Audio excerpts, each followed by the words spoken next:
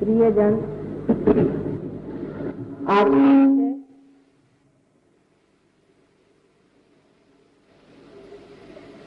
सहजयोग एक अभिनव आविष्कार।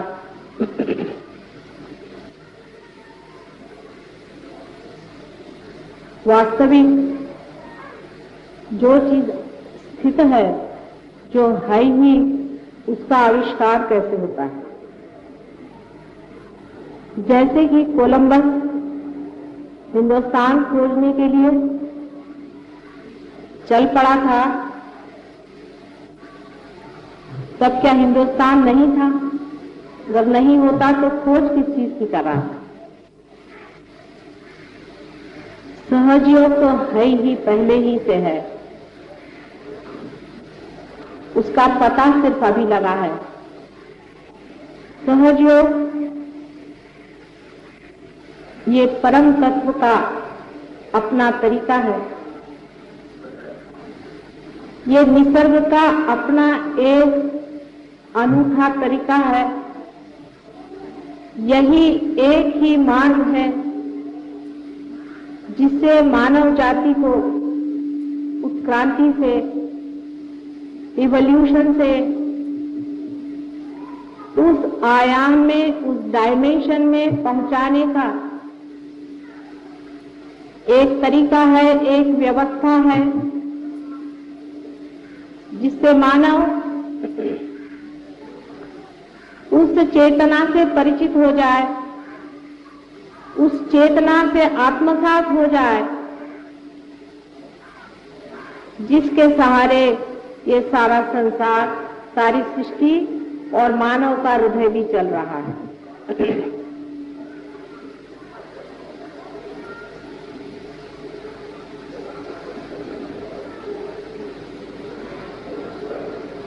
बहुत कुछ इसके बारे में लिखा गया है। पुरातन कालों से ही खोज होती रही। मनुष्य खोज कुछ रहा ही है हर समय, चाहे वो पैसे में खोज ले, चाहे वो सत्ता में खोज ले, चाहे वो प्रेम में खोज ले, वो किसी न किसी खोज की ओर दौड़ रहा है। लेकिन उस खोज के पीछे में कौन सी प्यास है, वो शायद वो जानता नहीं। उसके पीछे में सिर्फ आनंद की खोज है। आनंद की खोज में वो सोचता है कि बहुत सी घर संपत्ति इकट्ठा कर ले तो उस आनंद में लय हो सकता है। लेकिन ऐसे भी देश अनेक हैं जिन्होंने संपत्ति में बहुत कुछ प्रगति कर ली, बहुत कुछ पा लिया है और अत्यंत दुखी हैं। आनंद को दूर रहा, हजारों लोग वहां आत्महत्याएं कर रहे हैं।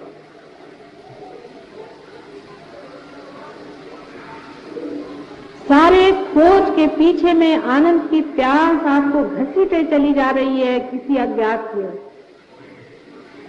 सारे इन खोजों में ढूंढते ढूंढते जब मनुष्य हार जाता है कि कहीं मिलता नहीं, तो वो धर्म की ओर मुड़ता है। और धर्म की ओर भी जब मुड़ता है तब भी वो बाहर ही खोजता है। कारण ये है कि जो वो खुद है, स्वयं है, वो खो चुका है, उससे अपरिचित।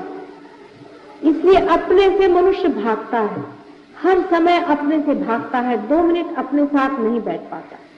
उसको अगर 2 मिनट अपने साथ बैठने को कहो तो वो कहता है, प्रभु ये क्या मेरे लिए सजा हो गई, जिसको आजकल बोर्डम कहते हैं।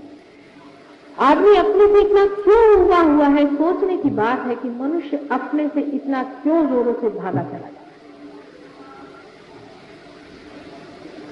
क्योंकि वो अपने से अपरिचित है, अपने सौंदर्य से, अपने वैभव से, अपने ज्ञान से और अपने प्रेम से अपरिचित मनुष्य आनंद की खोज बाहर की ओर करते हुए दौड़ रहा है। आनंद बाहर है नहीं, वो अंदर है, आप में है। आप स्वयं आनंद स्वरूप हैं, आप परमात्मा स्वरूप है, ऐसा सब लोग कहते हैं।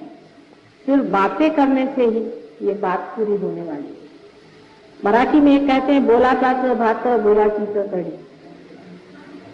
चाहे हम आपको कहें कि आप निराकार को खोजें, चाहे साकार को खोजें, सो सब बातें ही बातें तो हो गई, हजारों बातें हो गई, करोड़ों किताबें लिखी गई, न जाने कितने ही जीवन बर्बाद हो गए। इंसान की इस खोज का कोई अंत नहीं।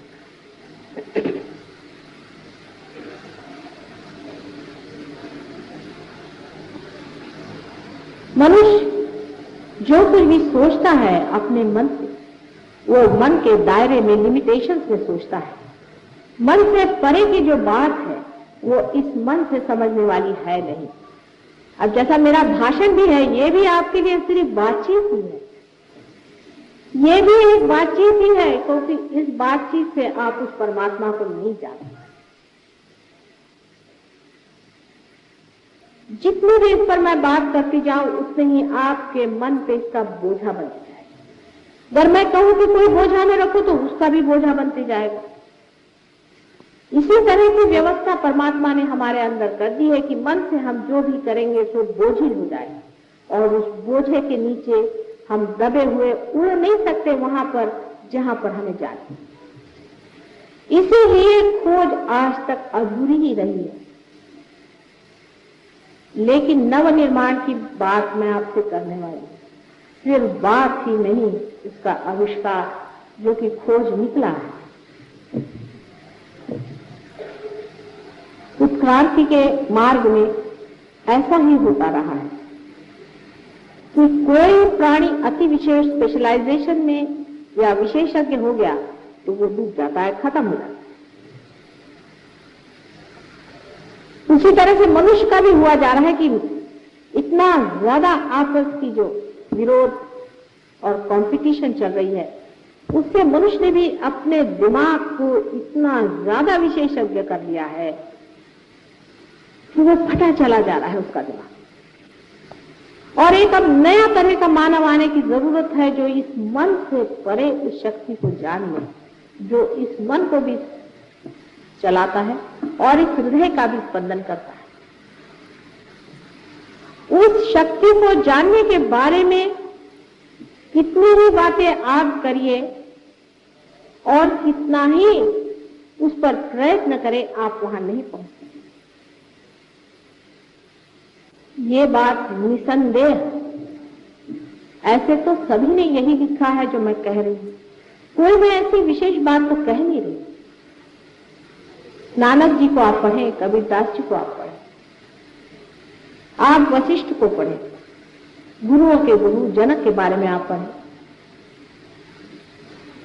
अपने देश में छोड़े बाहर के देशों में भी हजारों लोगों को जो पार हो चुके हैं, हजारों वर्षों से ऐसा ही लिखते आए, यही लिखते आए हैं जो मैं कह रही हूं कि जो पाना है अकस्मात अंदर होता है।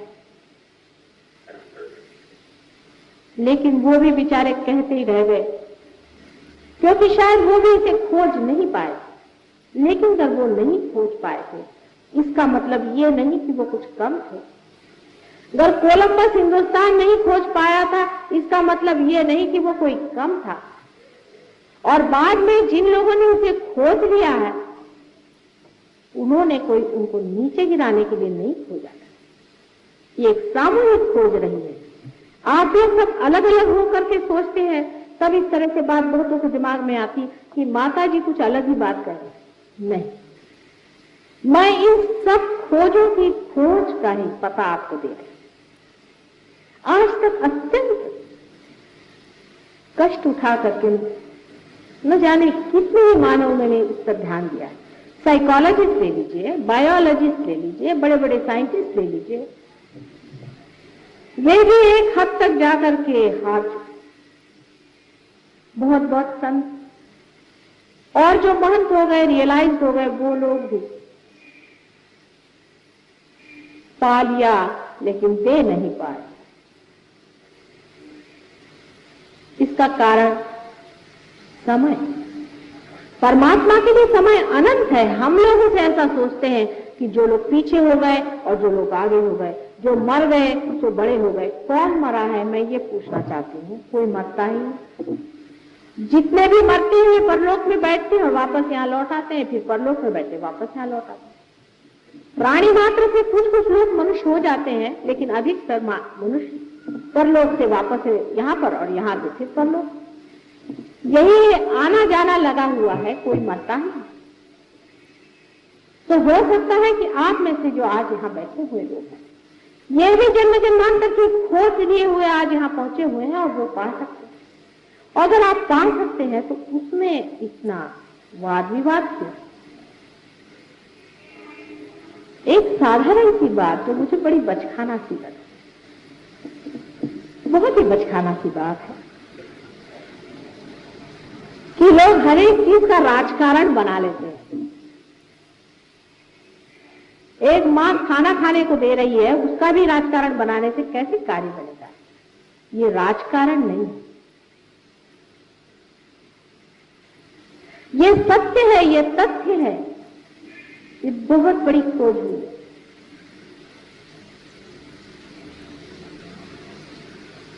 यहां पर जो लोग रियलाइज लोग बैठे हैं वो समझ रहे हैं मैं क्या कह रही हूं। धर्म की खोज में मनुष्य परलोक तक पहुंच पाया है, अभी तक परम तक नहीं पहुंचा। और जो परम में पहुंचे भी थे वो परम को नीचे नहीं ला सके। और लोगों के लिए ये बात बहुत सत्य है, क्योंकि जैसे आपके अनेक जन्म हुए, मेरे भी अनेक जन्म हैं, और इन सब बड़े बड़े खोजने वाले से मेरा भी बहुत नजदीकी संबंध रहा है। और वो मेरे जितने अपने हैं शायद आप लोगों के नहीं है। जो लोग बड़े बड़े झंडे लगाते हैं कि हम मुसलमान हैं, हिंदू हैं, ये हैं, वो हैं, वो सिर्फ एक वकीली लेकर के झूठ मूठ के आए हैं। उनके पास कोई भी गारंटी नहीं है कि पिछले जन्म में हो सकता है जो हिंदू था वो मुसलमान रहा हो, जो मुसलमान हो वो ईसाई रहा हो। जब जन्म जन्मांतर की बात है, जब अनंत की बात है, तो सोचना भी उसी लेवल पे, उसी स्तर पे होगा। वो स्तर ऐसा है कि जो कुछ परम है वो जड़ नहीं है, जो कुछ परम तत्व है वो जड़ नहीं है, जो कुछ सकी है वो ग्रोथ नहीं है, जो कुछ सूक्ष्म है वो जड़ नहीं है। इस बात को आप ठीक से समझिए। वो जड़ में प्रकाशित हो सकता है, किंतु परम जड़ में इंटरेस्टेड नहीं है, उसमें कोई दिलचस्पी नहीं है। जैसे कि बहुत से लोग मुझे बताते हैं कि एक साधु संत थे, वो परमात्मा से कुछ मांग रहे थे और उनको परमात्मा ने दे दिया होगा, लेकिन परमात्मा ने नहीं दिया, ये मैं बता सकती। परमात्मा को इसमें कोई भी इंटरेस्ट नहीं है कि आपके इतने बच्चे पैदा हो जाए, कि आपको जमीन मिल जाए, आपको घर मिल जाए, आपको दुनिया भर की ऐशो आराम मिल जाए। इसमें परमात्मा को कोई भी इंटरेस्ट नहीं। हमने परमात्मा को समझने में ही गलती कर दी है। परम तत्व को परम ही देने में इंटरेस्ट है, ये बात आप लिख कर रखें। और इस पर भी लोग सब बात करते हैं कि परम तत्व जो है वो कुंडलिनी योग से पाया जाता है, ऐसा भी बहुत लोग लिख करके गए। लेकिन कुंडलिनी योग से सिद्धि पाई जाती है, ऐसी बात कहीं भी लिखी नहीं गई। हाँ, लेकिन जिन्होंने सिद्धियां पाई है वो यही लिखते हैं कि कुंडलिनी से सिद्धियां आनी चाहिए, कभी भी नहीं। कुंडलिनी आपकी मां आपके अंदर बैठी हुई है, आपको पुनर्जन्म देने के लिए। वो आपको सिर्फ पुनर्जन्म देगी, आपको सिद्धियां दे करके परलोक में फेंकने वाली वो मूर्ख मां नहीं। जितनी समझ आपके पास है उससे कहीं अधिक समझदार है वो, कहीं अधिक प्रेममय है। वो आपको गलत जगह में, असत्य में ढकेलने वाली दुष्ट मां नहीं है। कुंडलिनी के योग से जब तक परम तत्व की पहचान नहीं होती है तब तक वो कुंडलिनी योग नहीं है, और वही सहज योग है। और इसकी व्यवस्था परमात्मा ने कितनी खूबसूरती से हमारे अंदर की है, वो भी एक समझने की बात है। जब बच्चा मां के पेट में आता है तो जड़ तत्व से उसका सारा शरीर, मन, बुद्धि, चित्त, अहंकार सब वो बना देता है, लेकिन उसके अंदर जो प्रकाश आता है वो माथे के तालू में से, जिसे कि फॉन्टेनेल बोन अंग्रेजी में कहते हैं, नीचे उतरता है और अपना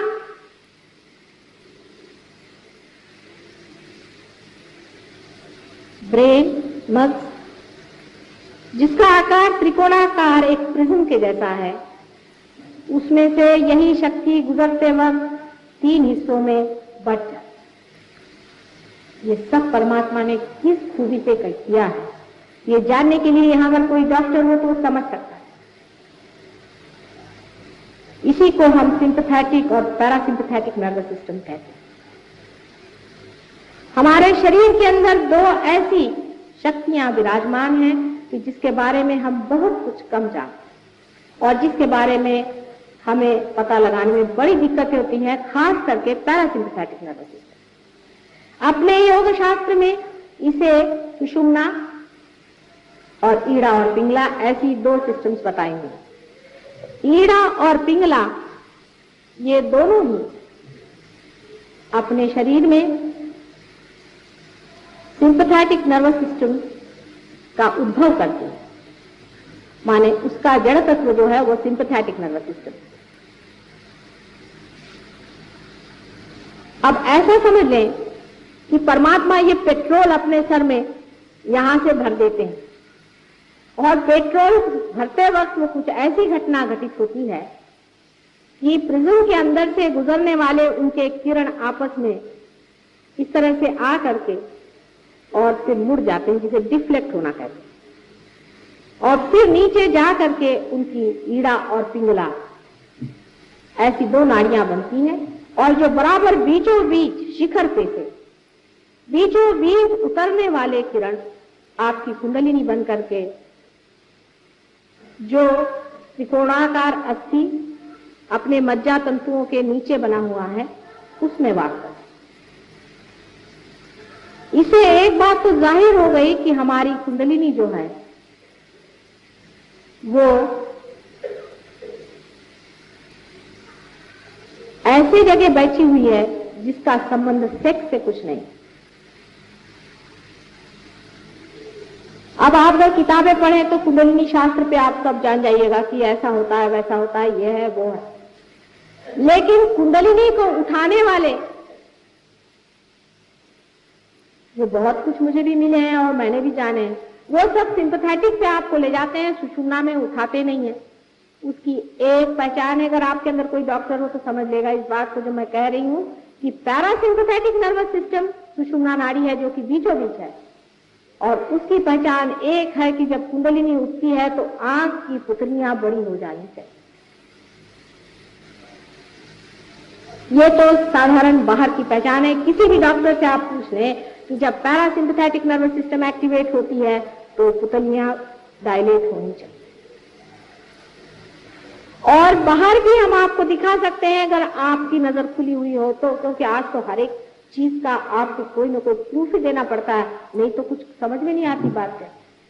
इसका भी एक प्रूफ है कि अगर आप हमारे किसी इसमें आए या आज ही आपको दिखा देंगे तो कुंडलिनी का स्पंदन भी आप देख सकते हैं कि सबसे पहले त्रिकोणाकार अस्थि पे जोरों में होता है। आप जानते हैं कि त्रिकोणाकार अस्थि पे कभी भी कोई स्पंदन होता नहीं, वो हम दिखा सकते हैं। आप अगर देखें कि त्रिकोणाकार अस्थि में स्पंदन होता है और धीरे धीरे स्पंदन ऊपर की ओर उठता है और उसके साथ साथ बीच बीच में किसी किसी जगह ज्यादा स्पंदन होता है, वही अपने केंद्र। ये आपको दिखाया जा सकता है और उसको आप देख सकते हैं, उसकी प्रचिति है।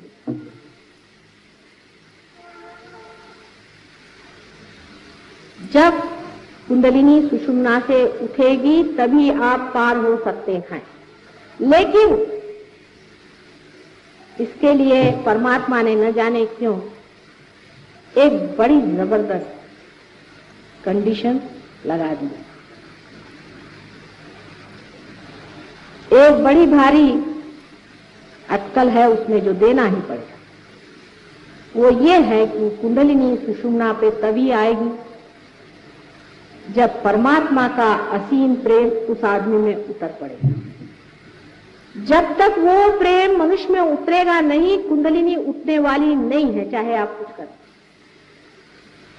वो नाराज हो सकती है, गुस्सा हो सकती है, लेकिन कुंडलिनी कभी भी नहीं उठ सकती है जब तक वो असीम प्रेम सुषुम्ना के अंदर जगह बनी हुई है। खास इसकी जगह बनी हुई है हमारे नाभि चक्र और अनाहत चक्र के बीच में एक बड़ी सी जगह बनी है। जब तक उसके अंदर ये प्रेम उतरेगा नहीं, तब तक सुषुम्ना से ये प्रवाह उठने वाला नहीं। जैसे समझ लीजिए कि दो सीढ़ियां हैं और बीच में एक सीढ़ी है, उस सीढ़ी में और हम में कुछ अंतर है, गैप। इस अंतर को आप किसी भी तरह से लांघ नहीं पा रहे। उसमें कोई पुल नहीं है जिसको आप लांघ कर जाएं। और ये दो सीढ़ियां बराबर ईड़ा और पिंगला नीचे जमीन पर लगी हुई। सिंपैथेटिक नर्वस सिस्टम की लेफ्ट और राइट, ये दोनों ही जमीन पर लगी हुई हैं और बीच वाली आधांतरी लटकी हुई है जो परम में पहुंचा। अब सिंपैथेटिक नर्वस सिस्टम की जो दोनों सीढ़ियां हैं, अगर कोई साइकोलॉजिस्ट हो तो मेरी बात समझ सकता है। वो एक जो लेफ्ट हैंड की तरफ में है, दाहिने ओर है, वो आपको पहुंचा देती है ईगो में, अपने अहंकार। और जो राइट हैंड साइड में है वो आपको पहुंचा देती है आपके सुपर ईगो में, प्रति अहंकार। ये दोनों मिलकर के हमारे माथे पे छा जाते हैं, जैसे कि कोई बलून ना हो उस तरह से ऊपर आ जाते हैं और आ करके इस जगह में जहां हमारा तालु होता है उस पर दोनों आ करके मिल जाते। कभी कभी तो ये पूरे सारे सर पे ही छा जाते हैं। कभी तो प्रति अहंकार जबरदस्त होता है और कभी अहंकार। जो भी ज्यादा जबरदस्त होता है वो हमारे दिमाग पे छाया हुआ और आ करके वो हमारे इस मार्ग को रोक देते हैं, बंद कर। अब जो पेट्रोल हमारे अंदर पैरासिम्पैथेटिक नर्वस सिस्टम से भरा गया था, कुंडलिनी से भरा गया था, वो उसका स्रोत बंद हो गया। अब हम अलग हो गए, अब हम सेल्फ हो गए। हमें लगा कि भाई हम कोई हैं। अब अहंकार शुरू हुआ, हम हैं।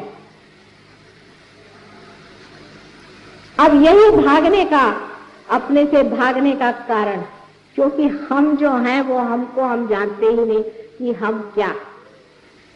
आप मेरी ओर इतना चित्त लगाकर सुन रहे हैं, मैं आपकी ओर अपना चित्त नहीं लगा सकती। मैं कहूं आप अपनी ओर चित्त लगाएं तो आप लगा ही नहीं सकते हैं, क्योंकि आप कट गए हैं उस स्रोत से जो आप हैं।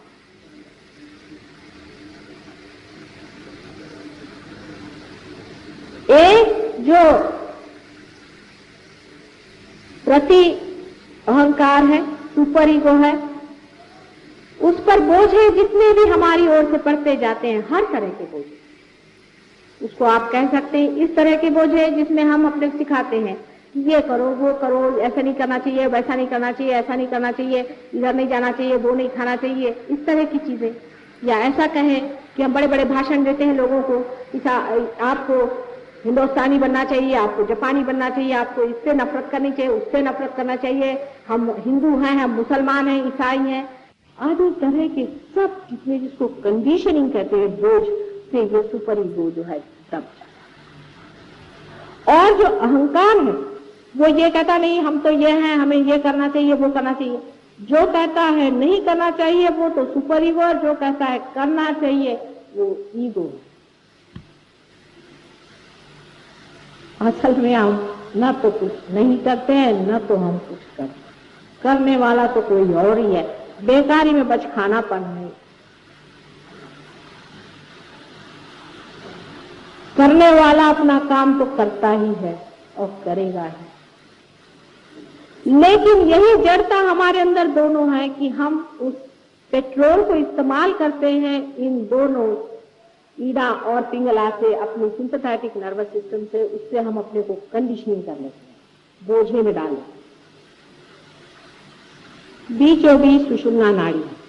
अब बहुत से लोगों ने मुझसे ऐसा भी कहा कि माता जी आप तो इनके विरोध में बोलते हैं, उनके विरोध में बोलते हैं। भाई मैं किसी के विरोध में नहीं बोल रही, लेकिन तुम तो गलत सीढ़ी से चढ़ गए ना, उसे तो उतारना पड़ेगा ही जो बीच की सीढ़ी में तुम्हें चढ़ाना है।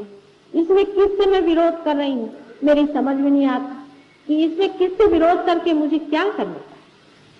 मैं तो आपसे बता रही हूँ कि आप गलत सीढ़ी से चढ़ गए, सभी उतर आइए। मैं तो बड़े बड़े गुरुजनों से मिलने जाती हूँ, उनसे बात करती हूँ कि आप कर क्या रहे हैं। कुछ करने से परमात्मा नहीं मिल सकता, इन लोगों से कुछ करवाए हुए नहीं, ये करने धरने से परमात्मा नहीं मिल सकता। ये आपको मैं क्या बता रही हूँ, आप वशिष्ठ पढ़े या नहीं तो आदि शंकराचार्य को पढ़े, जो कि हिस्टोरिकल चीज है, उनको भी पढ़े। उन्होंने भी यही कहा है कि आप परमात्मा को पाने के लिए कुछ कर नहीं सकते, लेकिन अंतर उनमें मुझमें जरा सा थोड़ा सा फर्क है। इतना ही अंतर आता है कि उन्होंने कहा था कि परमात्मा को पाने के अधिकारी बहुत ही कम, इसलिए ठीक है कि कुछ भक्ति में रहें और कुछ अपने ऊपर योग वोग लगाकर अपने मन को अनुशासित करें। लेकिन उन्होंने भी कहा था कि अनुशासित मन, फिर चाहे वो किसी भी तरह का, और वैसा भी मन कि जो विषयों के पीछे दौड़ता है और अपने को, जिसको इंटेलिजेंस कहते हैं, दोनों ही मन इस कार्य के लिए व्यक्त है। ऐसा सुंदर मन जो छोटे बच्चों जैसा निष्पाप हो, वही इस परमात्मा को पाने का अधिकारी है, ऐसा उन्होंने साफ साफ कहा। लेकिन कौन पढ़ता है उनको कोई पढ़ता जो नहीं ना। प्रश्न तो यह है कि हम लोग सभी को पढ़ते हैं, और उसमें से उनको ज्यादा पढ़ते हैं जिनको धर्म के बारे में कुछ मालूम नहीं, और मालूम भी है तो थोड़ा बहुत मालूम। जो अपने को बहुत हिंदू कहलाते हैं उनको पहले आदि शंकराचार्य को पढ़ना चाहिए। आदि शंकराचार्य ने तो हिंदू धर्म की संस्थापना करी थी, फिर आदि शंकराचार्य को क्यों नहीं पढ़ते? दुनिया भर के लोगों को आप पढ़ते हैं, उनको क्यों नहीं आप पढ़ते और उनको आप जानते क्यों? उसमें मुझ में जो अंतर है वो इतना ही है कि वो कहते थे कि बहुत ही करोड़ों में एक बहुत है, मैं कहती करोड़ों में लाखों तो है ही। समझते, ये आशावाद का अंतर नहीं है, ये समय का अंतर है। समय ऐसा, कलयुग का समय है ही बड़ा घनघोर युद्ध का समय, अंधकार और प्रकाश का घनघोर युद्ध बस चल रहा है। आपको पता नहीं, क्योंकि आप सिर्फ अभी मुझे ही देख रहे हैं, अपने से परे आप किसी को देख नहीं पा रहे हैं। लेकिन जो लोग रियलाइज हैं वो जानते हैं कि कैसा कैसा चंग बांधा गया। आज पूर्णिमा का रोज है, आज दोनों का जोर है। नेगेटिव और पॉजिटिव फोर्सेस दोनों अपना जोर बांध रहे हैं। सिंपैथेटिक और पैरासिम्पैथेटिक का पूरा जोर है। सिंपैथेटिक पैरासिम्पैथेटिक को चूसे चली जा रही है, और सिंपैथेटिक कितना भी चूस ले, अगर पैरासिम्पैथेटिक उस अनंत से एकाकार हो जाएगी तो उसमें वो भरता ही रहेगा। कितना भी आप पेट्रोल खर्चा करें, अगर वो पेट्रोल पंप ही में लगा हुआ है तो फिर क्या डरने की? ये सारे सिंपैथेटिक का प्रश्न। सिंपैथेटिक की जो एक्टिव कॉन्शियसनेस की साइड है, जहां से आप सारा काम करते हैं, जिसे एनर्जी इस्तेमाल करते हैं, वो अगर अति इस्तेमाल हो तो कैंसर जैसा रोग हो जाता है। और जिस तरफ में सुपर ईगो होता है वो ज्यादा इस्तेमाल हो तो पागलपन आ जाता है। हम किसी को ठीक ठाक नहीं करते हैं। यह भी कहना कि हम बीमारियां ठीक करते हैं एक तरह से गलत ही बात, क्योंकि वो तो पैरासिम्पैथेटिक नर्वस सिस्टम, जो कि इन दोनों भी सिस्टम को ठंडा कर देती है, अपने आप ही मनुष्य जो है वो ठीक हो जाता है। अगर कोई पागलपन होगा तो वो भी ठीक हो जाएगा, और अगर कोई आपके अंदर में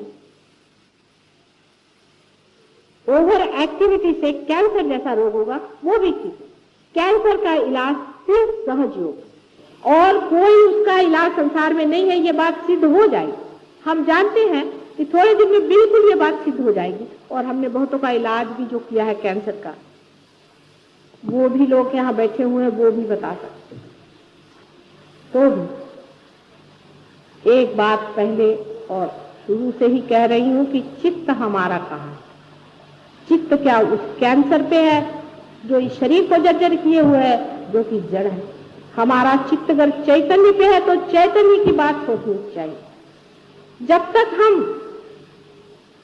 अपना चित्त चैतन्य की ओर नहीं रखेंगे तो जड़ भी हमें सताएगी। सारा काम चैतन्य का, जड़ता का कोई काम ही नहीं। हमको इतनी आदत जड़ता की हो गई है, इतनी आदत जड़ता की हो गई है कि मनुष्य छोटी छोटी जड़ बातों से फिसल जाता है। छोटी छोटी जड़ बात, जैसे मैं आपसे कहूं, एक थी हमारे पास आती थी, उनको रियलाइजेशन हो गया और वो काफी अच्छे से देने वगैरह लगे। लेकिन रियलाइजेशन का मतलब भी ये तो नहीं कि आप वयस्क हो गए, आपका पुनर्जन्म हो गया, आप दूसरे बच्चे हो गए।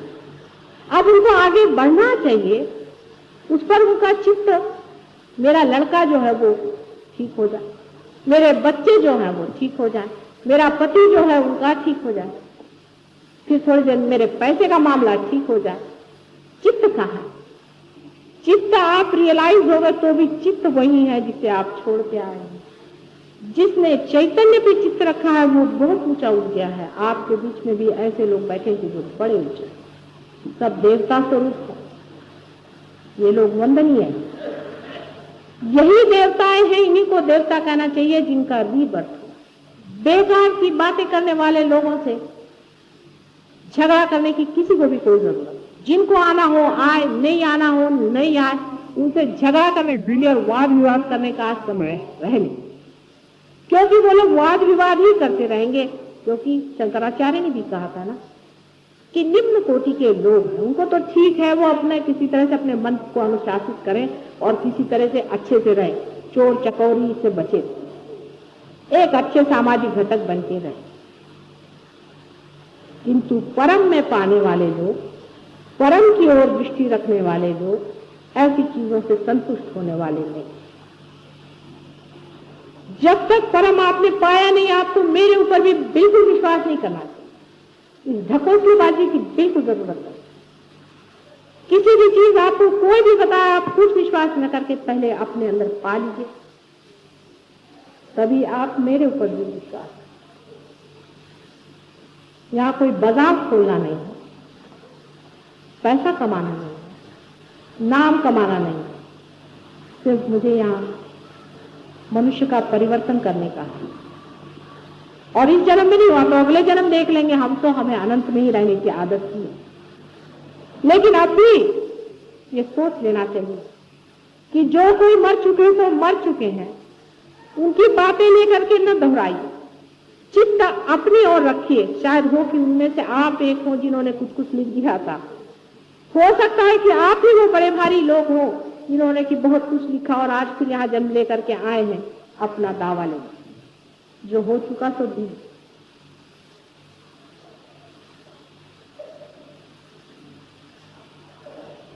सहज योग में जो साधक होता है उसे कुछ भी नहीं करना। जो डूब रहा है पानी में वो कुछ न करे तो अच्छा है, लेकिन बाकी के तैराक लोग उसे बचाते हैं और उसे उठाते हैं। यही साधारण तरह से सहयोग आप समझिए। जो लोग अपने सूत्र पे उतर गए हैं, जो लोग पार हो गए हैं, जो अपने अंदर एकाकार अपनी शक्ति से हो गए हैं, वही सब कुछ करेंगे। आप शांत बैठिएगा जो अभी तक पार नहीं है। आपके सूत्र में आकर वो आपको प्यार देंगे, आपके सूत्र पे आकर वो आपके चक्रों को ठीक करेंगे, क्योंकि आप अभी अपने चक्रों को जानते ही नहीं। जब आप पार हो जाएंगे तब आप मेरी बात जानिएगा कि हाँ यहाँ चक्र है, ये चक्र घूम रहा है, वो चक्र चल रहा है, उनका ऐसा चक्र है। तभी आपको कलेक्टिव कॉन्शियसनेस जिसे कहते हैं, सामूहिक चेतना, उसका आभास। पहले ही से नाही करने लोगों का ये स्थान नहीं है और न ही उनके लिए यहाँ पर कोई व्यवस्था की जाए। ऐसे लोग जो कि आप हैं, चाहे वो कितने भी कंडीशन हो, लेकिन जो सच्चाई चाहते हैं और जो चाहते हैं कि हमारे अंदर परिवर्तन हो जाए, वो सर आंखों पर हमारे, और मुझे पूर्ण विश्वास है कि इस जन्म में ही उनको मिलेगा, चाहे उनकी कैसी भी कंडीशनिंग हो गई हो, चाहे उनके कुंडलिनी साथ कैसा भी खिलवाड़ हो। खिलवाड़ बहुत हो चुके हैं। पर मैं कहती हूँ कि किसी की कुंडलिनी की खराबी आ गई है, उसमें लोग मुझे कहते हैं आप विरोध कर रहे हैं। भाई पागलपन की बात है। मुझे एक माँ है, अगर बच्चे की कोई चीज बिगाड़ देखती है तो उससे वो बताती तो किसी का विरोध नहीं करे। तुम्हारी अबोधिता में, तुम्हारे सादगी में अगर तुम्हारा कुछ बिगाड़ हो गया है तो उसको हम ठीक करने के लिए बैठे होंगे, लेकिन पहले ही से इस तरह की बात सोच लेना, ये कौन सी आर्तता है, ये कौन सी मांग है। गुरु का आज गुरु पूर्णिमा का आज दिवस है और सहज योग का पूर्ण वर्णन विशद रूप से करना किसी छोटी समय में संभव नहीं। मेरा आज विचार था कि काफी विषय पे मैं कह सकूंगी, लेकिन मैं जानती हूँ ये विषय अत्यंत विशद है, सागर के। और मेरे अनेक ध्यान के क्लास में मैंने लोगों से बताया है, इतना ही नहीं, जो लोग रियलाइज हैं वो उस स्तर पे आ गए हैं कि इस बात को समझ पाए, क्योंकि उनके हाथ से वो प्रवाह, वो आनंद लहरियां बह रही हैं, वो प्रेम की लहरियां बह रही हैं, जिससे वो समझ सकते हैं कि कलेक्टिव कॉन्शियसनेस क्या है, सामूहिक चेतना क्या है। इसको भी समझना चाहिए कि ये कौन सी चीज। अभी बहुत से लोग आप में ऐसे भी होंगे जो मेरी ओर हाथ करके बैठे तो आपके अंदर ऐसा लगेगा जैसे हाथ थरथरा रहे हैं, कपकपा रहे हैं, आपको ऐसा लगेगा। अब उस पर लोग कहेंगे कि नहीं हमें वाइब्रेशंस आ रहे हैं। वो वाइब्रेशंस नहीं है, वो तो आप हमारे विरोध में है। आपके अंदर कोई चीज हमारा विरोध कर रही है पूरी समय। ये जो हम प्यार आपको दे रहे हैं उसके विरोध में थरथरा रहा है। ये आप हमारे विरोध में खड़े हैं इसलिए आप थरथरा रहे हैं, वो वाइब्रेशन। और वाइब्रेशन तो तभी हम मानते हैं जिस वक्त आपके सहस्त्रार का चलना रुक। कबीरदास जी ने कहा है कि शिखर पर अनहद बाजे। शिखर पर अनहद की आवाज आती है, माने हृदय में जो स्पंदन है वैसी आवाज आने लगती है। वो तो हुई जब तक टूटा नहीं। जब टूटने पर सारी आवाज टूट करके, सारी ही आवाज टूट करके आप परमात्मा से एकाकार हो जाते, तब न कोई आवाज आती है, न कोई चीज दिखाई देती है, न कोई चीज दृश्यमान है। बहुत से लोग कहते हैं कि हमें दिव्य दृष्टि है, हमें दिव्य फलाना है। ये सब स्थिति दृष्टि से क्या होता है? दृष्टि से क्या मिलने वाला? दृष्टि से ही अगर सब कुछ मिलने वाला होता तो फिर खोज का है। इस दृष्टि से मिलने वाला वो नहीं है और इस कान से सुनने वाला वो नहीं, किंतु वो जानना है अंदर से। जिसने उसे अंदर से जाना है वही उसे समझ सकता है। दृष्टि से क्या बहुतों को दिखाई देते हैं, बड़े बड़े करिश्मे दिखाई देते हैं, बड़े बड़े लोगों को चित्र दिखाई देते हैं। मुझे बहुत से लोग आकर बताते उसको चमत्कार। मैं कहती हूँ बेटे इससे परे परमात्मा, ये सब परलोक सब मरी हुई थी, इससे परे परमात्मा एक अनुभव, ये एक अनुभव है, इससे परे परमात्मा है। इसे छोड़िए, सबको छोड़ के निराकार में जब आप एकाकार परमात्मा से होंगे तब इन सब चीजों का अर्थ लगेगा जो साकार बनी बैठी।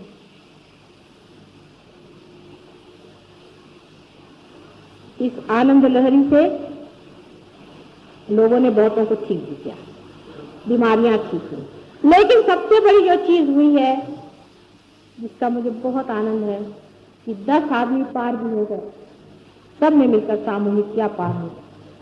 अब आप ये कहेंगे कि इतने जल्दी कोई पार क्यों होता है? नहीं होते, बहुत से लोग नहीं होते। 4-4 साल लोग हमारे पास आ रहे हैं, बहुत बड़े बड़े लोग हैं। कोई तो बड़े भारी मिनिस्टर साहब है, कोई गवर्नर साहब है, कोई कुछ है। नहीं होते तो नहीं होते, हम तो उसे क्या करें? हमें किसी से पैसा तो लेना है नहीं कि आप 2000 रुपया दे दीजिए हम पार कर दें, सर्टिफिकेट दे दें। ये जो नहीं हुआ सो नहीं हुआ भाई, हुआ तो हुआ। अभी हम अमेरिका गए थे, वहां पर एक साहब बहुत बड़े राजा हैं, वो कहीं वहां मिले, वो हमारे साथ हैं। वो हमसे कहने लगे कि माता जी ये क्या आप जो आता उसको पार कहते, हमको नहीं कहते, हमने क्या किया? मैंने कहा बेटे हम तुमसे कुछ कहेंगे नहीं क्योंकि तुम्हें दुख होगा। तुम धर्म के ऊपर में इतना लेक्चर होते, तुमने कभी धर्म में उतरे हो क्या? ये रात दिन तुम जो अपनी जान को मारे ले रहे हो, ये किससे मारे? तुम जरा इसे छोड़ो, थोड़ा सा परमात्मा पे छोड़ो, 4 दिन बीत गए, उसने कहा भैया आप तो हम मान गए। हम इंडिया में गए तो सब लोगों ने हमसे कहा कि तुम तो भैया एकदम पार हो और तुम हमारा कार्य करो, तुम हमको रुपया दो और ये करो। सबने हमें सर्टिफिकेट दिया। मैंने कहा मेरे पास नहीं चलता बेटे, क्या करो? वो तो जो होएगा तो होएगा, इसमें किसी की चापलूसी, किसी की रिकमेंडेशन कुछ नहीं चलता। ये इतना अल्ट्रा मॉडर्न है कि इस पर किसी का असर नहीं चलता। जो होगा तो होगा, जो नहीं होगा तो नहीं। अब जो नहीं हुआ वो नाराज हो जाते हैं और मेरे खिलाफ जा करके कुछ बोलने लग जाते। बोले अब हम क्या करें, नहीं हो रहे तो भाई हम तो चाहते हैं कि सबको वो रात दिन मेहनत कर रहे हैं कि आप लोग हो जाए, लेकिन आप नहीं हो तो उनसे हम क्या करें, आपकी रुकावट। ये भी सोचना चाहिए कि कोई हो गया कहते, किसी को नहीं कहते, और सब लोग कहते कि हाँ हो गया। जितने भी खड़े कहते हाँ हो गया तो वो, और सब लोग कहते नहीं इसका सहस्त्रार्थ चल रहा है, माने सबका ही चल रहा। तो भी कोई तो सत्य हो ना। बीमारी को ठीक करना सहयोग का कार्य नहीं, ये जान लेना चाहिए। क्योंकि बहुत से लोग ये कहते हैं कि उन्होंने भी ठीक किया, उन्होंने भी ठीक किया। क्या हो, कैसा क्या पता है? सहयोग से सिर्फ कुंडलिनी की जागृति और परमात्मा को पाने की बात है और कोई नहीं है। और ये कार्य जो है इसका आप जड़ से संबंध मत जोड़, कभी भी इसका जड़ से संबंध जोड़ करके इसको जड़ में नहीं आता, क्योंकि बीमारियां तो 1000 तरह से ठीक लोग करते। आपने सुना होगा डॉक्टर लैंग, एक आदमी था लंदन में, बहुत बड़ा डॉक्टर, वो मर गया अकस्मात। वो मर गया, उसकी इच्छा अतृप्त। तो एक सोल्जर था वियतनाम में, उसके सुपर ईगो में वो घुस गए। उससे कहने लगे कि तुम लंदन चलो मेरे लड़के के घर। जब वहां पहुंचे तो उन्होंने उनसे कहा कि तुम उनसे कहो मैं आया हूं तुम्हारे अंदर। तो लड़के ने कहा इसका क्या विश्वास। तो उन्होंने सब उसको बताया, जो कुछ भी उनके बीच में गुप्त वार्ता सीक्रेट हुए थे सब बताए। उसको विश्वास हो। तो उसने कहा कि तुम फिर से मेरा शुरू करो ऑर्गेनाइजेशन, मैं तुम्हारी मदद करूंगा, क्योंकि यहाँ परलोक में बहुत से डॉक्टर्स हैं जो मैनिफेस्ट करना चाहते हैं, जो अवतरित होना है। उनका बड़ा भारी इंटरनेशनल ऑर्गेनाइजेशन है, पर वो सच्चे लोग हैं। कहते हैं कि ये हम लोग स्पिरिट से काम करते, झूठे नहीं, उसको भगवान का नाम नहीं देते, वो कहते हैं स्पिरिट का काम। और उन लोगों का ऐसा है कि उनको अगर आप चिट्ठी लिख दीजिए तो वो आपको लिख के भेजते हैं कि 10 बजे इतने टाइम पर आपके पास आकर कोई आदमी कुछ कर जाएगा, आप आराम से देखते हैं। और बराबर उसी वक्त आपको कुछ लगता है कि कुछ हुआ अपने अंदर में और आप ठीक भी हो जाए। बहुत से लोग ठीक भी हुए, लेकिन तो भी रोग ठीक करने से सिर्फ शरीर ने ठीक किया है, उसे परम तत्व तो किसी ने पाया नहीं, परम तत्व तो मिला नहीं। ये शरीर यहाँ छूट जाएगा और फिर वहां जाकर फिर यहीं आएगा। और जिन पर वो ऐसे प्रयोग कर रहे हैं वो ये भी नहीं जानते, वो भी अबोध है, वो भी उनका बचकाना पर। वो जानते नहीं है कि जिन स्पिरिट्स को वो आज इस्तेमाल कर रहे हैं कल वही उलट के हमारे ऊपर आएंगे। मैं सोचती हूँ डॉक्टर लैंग जरूर थोड़ा सा जानते थे, नहीं तो वो अपने लड़के के अंदर क्यों नहीं घुसे, वो इस सोल्जर के अंदर जाकर क्यों नहीं। और स्पिरिट का देह जो होता है उस पर ये जड़ नहीं होता, इसलिए वो बहुत कुछ देख सकता है बनिस्बत हमारे, जिसको कि आप ESP कहते हैं, जिसे को आप पैरासाइकोलॉजी कहते हैं, जिसे कि आप पेंटिकॉस्टल्स का वो जो आत्मा का आशीर्वाद कहते हैं, जो कूदना होता है, जो चीखना होता है, चिल्लाना होता है, मेस्मरिज्म होता है, सारा स्पिरिट का काम। उसमें से कुछ स्पिरिट अच्छे भी होते और कुछ स्पिरिट बहुत दुष्ट। जैसे हम हैं वैसे स्पिरिट भी हैं, कुछ तो राक्षस भी होते हैं, महादुष्ट होते हैं। आप उन्हें आज देख नहीं रहे, हो सके तो मैं आपको बाद में दिखा भी सकूंगी, जैसे आज कुंडलिनी दिखा रही, ऐसा समय आ जाए तो मैं आपको वो भी दिखा दूंगी।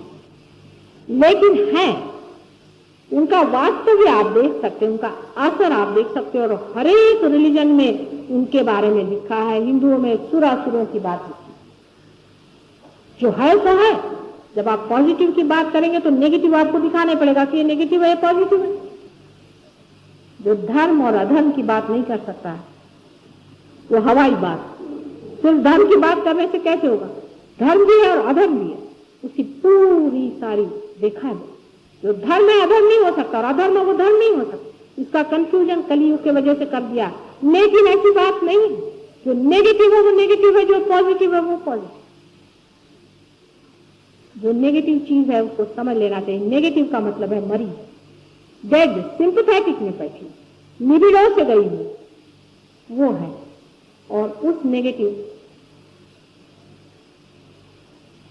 का असर बहुत ज्यादा उस जगह होता है जहां पर मनुष्य जड़ होता है, जैसे बंबई शहर।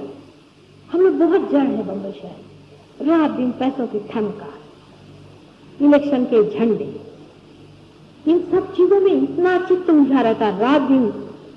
ये सब पढ़ पढ़ के और सुन सुन के मनुष्य का चित्त ही नहीं जाता है वहां पर, इंक्वायरी ही नहीं है, खोज ही नहीं है कि अरे हम क्यों जी रहे।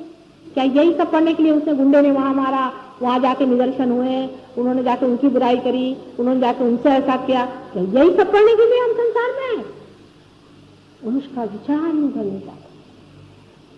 इस जड़ तत्व से बहुत बच के रहिए, लेकिन ये जड़ तत्व तो आपका अपना घिराव है। इसके अलावा भी कलेक्टिव सबकॉन्शियस है जिसे कहना चाहिए परलोक है, और उससे जो नुकसान हो रहे हैं वही नुकसान सबसे ज्यादा हमारे सहयोग में है।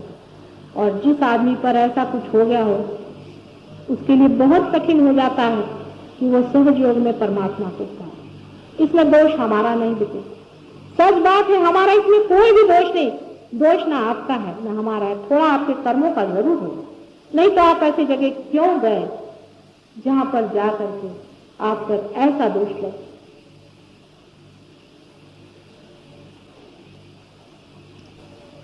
पूरी सतर्कता में स्वयं स्फूर्ति, अपने आप होने वाला जीवन का विकास, यही सहयोग। भूत प्रेत स्पिरिट संत भी, इनसे आप परम नहीं पाए। वो मरे हुए लोग हैं, परम सिर्फ जिंदा में ही आ सकता है। मरे हुए में अगर आता तो क्यों वो यहां आ रहे हैं हमारे ऊपर, वहां क्यों नहीं बैठते? जिंदा होना चाहिए आदमी। जब तक जिंदा नहीं होगा, सतर्क नहीं होगा, उसकी चेतना जब तक पूरी तरह से जागरूक नहीं होगी, तब तक उसके अंदर सहयोग नहीं हो सकता। पूर्ण जागरूकतावस्था में जो चीज आप पाते हैं वही परम है। समाधि में लोग सोचते हैं कि आंखें ऊपर हो गई, गुल हो गए, हम 2-2 घंटा बैठे हुए हैं। ये सहयोग से नहीं होने वाला। ये सब आपका सबकॉन्शियस, जिसे कि मैं कहती हूँ मृत लोग है, उसमें आप उतर रहे हैं। उससे कोई भी आपको चिरस्थायी फायदा नहीं है। जिस मनुष्य को परम पाना है उसको सोच लेना है कि जो मैं सतर्कता में, पूरी स्वतंत्रता में पाऊंगा वही मैं पाऊं। पूरी स्वतंत्रता आपको है। यहां तक किसी भी तरह का भक्ति भाव मेरे प्रति न हो, बिल्कुल नहीं होना चाहिए। जैसे एक साधारण सौम्य स्त्री होती है वैसे ही मैं घर गृहस्थी की एक साधारण स्त्री हूं, ऐसा ही समझ लीजिए। कुछ विशेष हूं ये सोचना ही नहीं, ऐसा ही सोच के आइए। ये स्वतंत्रता भी होनी चाहिए, तभी आप पाएंगे। चाहे आप 10 हो, चाहे आप 1 हो, हमारे लिए काफी। इसके नंबर से नहीं होता, हालांकि नंबर बढ़ाना होगा, नंबर जरूर बढ़ाना होगा, इसमें कोई शंका नहीं। कार्य जोरों में अगर हो जाए तो हो सकता है, हालांकि परम ऊपर से बाहर चला जाए। एक नव निर्माण के लिए, एक नई चेतना के लिए, एक नए तरह के मानव की उसने व्यवस्था की हुई है इस पैरासिम्पैथेटिक की जगह। एक प्रेममय, एक ज्ञानमय, एक सौंदर्यशाली मनुष्य की रचना होनी ही पड़ेगी और होके ही। आप लोगों ने इतनी देर तक मेरा भाषण सुना है। गुरु पूर्णिमा के दिन मुझे यही कहने का है कि इस जन्म में मैं गुरु हो गई हूँ, और तो किसी जन्म में ये कार्य नहीं किया था। पहली मर्तबा गुरु का कार्य करना पड़ा। शायद हो कि माँ को ही गुरु होना पड़ता है, ये कलयुग का मामला है। इसलिए नितांत परमात्मा की जो भी शक्ति है वो किसी माँ के ही हृदय से बहे उसी की करुणा और उसी के प्रेम में कुंडलिनी को संजोया जाए और उसे उस शिखर तक पहुंचा दिया जाए जहां पर कि वो अपने गौरव में, अपने आनंद में और अपनी शान में विराजित हो। ये शायद हमारे ही भाग्य में, इसीलिए इस जन्म में ये गुरु का स्थान स्वीकृत हुआ है। माँ गुरु बन जाए ऐसा कहीं होना बड़ा कठिन है, क्योंकि माँ अत्यंत कोमल होती है। गुरु तो मार भी देगा, पीट भी देगा, डांट भी देगा, लेकिन माँ एक भी कठिन शब्द बोलते वक्त उसके हृदय में कसोटती है, तकलीफ होती है बहुत। और जब वो देखती है कि मेरे बच्चे कितने ताड़ना से आए हुए हैं और इनको किस तरह से इनको संजो करके संभाल के प्यास उस किनारे ले जाना है, तब उसकी जिम्मेदारी भी इतनी बढ़ जाती है, उसका सारा व्यक्तित्व दूसरा हो जाता है। लेकिन आदिकाल से ही लोग कहते आए हैं कि माँ से बढ़ के गुरु कोई नहीं है। गुरु उसी को मानिए जो आपसे बड़ा हो जो आपसे बड़ा परमात्मा है। रामदास स्वामी ने गुरु के बारे में ऐसा कहा था कि गुरु उसे मानिए कि जो स्वयं तो पारस है ही, दूसरों को छूते ही वो सोना नहीं बना देता उसे, पर पारस बना देता। जैसा खुद है वैसा ही दूसरों को बना देता। और इसीलिए ये माँ स्वरूप चीज, माँ बच्चों में जीती है, बच्चों के गौरव में गौरव पाए। इसलिए इस जन्म में शायद परमात्मा की यही इच्छा रही कि ये प्रेम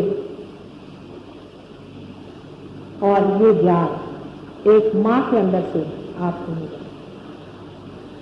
अभी हम लोग ध्यान में जाएंगे, इसके बाद में आप लोग आज के पास में बैठे, अपने विचार, अपने विरोध इनको छोड़ दें थोड़ी देर के लिए, इसलिए कि आपको अपना मंगल और कल्याण कर, अपने साथ अच्छाई कर, अपने साथ बुराई न, किसी भी एक चीज को पकड़े बैठे हुए हो उसे छोड़ दो थोड़ी देर से। हमें आपसे कुछ लेना देना नहीं और आपकी स्वतंत्रता हमें छीननी है, किसी भी तरह, किसी भी कीमत पे मैं आपकी स्वतंत्रता से छीना। जैसे लोग पागल जैसे किसी पीछे दौड़ते हैं, हजारों रुपया उन पर दे देते हैं, चीजों दे देते हैं। अरे चीजें लेते किससे हो? गुरु हो जो आपसे कुछ नहीं ले सकते। गुरु को आप क्या देंगे? आप मुझे कुछ नहीं दे सकते, आप मुझे वाइब्रेशन भी नहीं दे सकते। आपको आश्चर्य होगा, आप मुझे वाइब्रेशन नहीं दे सकते। एक दिन मेरे पैर में चोट लगी तो एक डॉक्टर थी, वो कल माता जी मैं आपको वाइब्रेशन देने का दो तो सही। जो वो वाइब्रेशन देने लगे, जहां से चोट लगी वहां से इतने जोर से उनको वाइब्रेशन आए कि वो तो ध्यान में चली गई। माता जी कहने तो जगह में वाइब्रेशन आ रहा है और मेरी जो चोट थी वो एकदम हल्की है। गुरु वो है जो आपसे कुछ भी न ले सके, जो शिखर पे बैठा हुआ है वो नीचे की ओर बहेगा, उसकी ओर कोई नहीं कुछ नहीं दे। असंभव की बात। अगर मैं किसी से कहती बेटे मुझे मत दो, इसलिए क्योंकि वो ढकोसला है, आप मुझे कुछ भी नहीं देते, उल्टे आप कुछ मांगते हैं मुझसे, सारा की सारा व्यक्तित्व जो है वो खोल उठता है और इतने जोर से अंदर से सारी की सारी प्रभावशाली शक्तियां दौड़ने लग जाती हैं कि किस तरह की इस प्रेम से इस बच्चे को मैं संभाल। जरा सा कोई कुछ मांग ही ले, परम परम मांगिएगा।